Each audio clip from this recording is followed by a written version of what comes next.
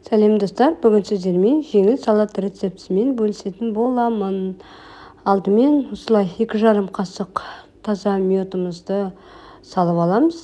Одан кейін 1 қасық шай қасық тұзымызды, содан кейін паприка, бұрыш, сосын сұйық май немесе оливковое масло құясыздарды жақсылап араластырып, бетін жауып холодильникке салып қоясыздар.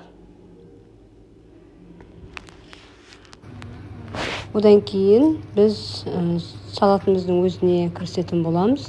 Бізге қажетті шпинат және салат жапырақтары қажет болады. Шпинатымызды осылай өзіңізге ыңғайлы формада кесіп аласыздар.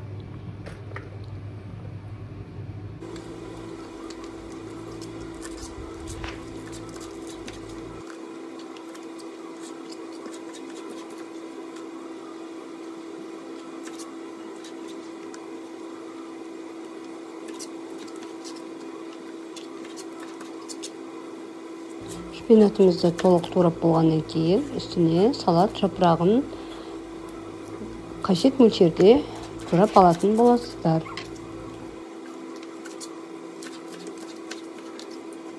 Салат жапырағын турап болғаннан кейін үстіне қызылшамызды осылай ұзыншақ етіп турап аласыздар.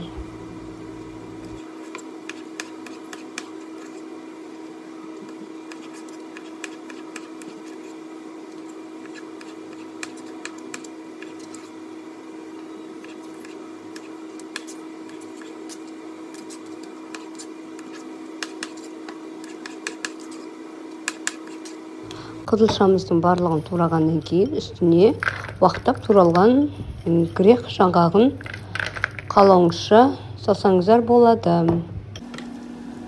Одан кейін үстіне жаңа дайындаған соусымызды құямыз. Жақсылап араластырып, ыдысымызға әсемдеп салатын боламыз.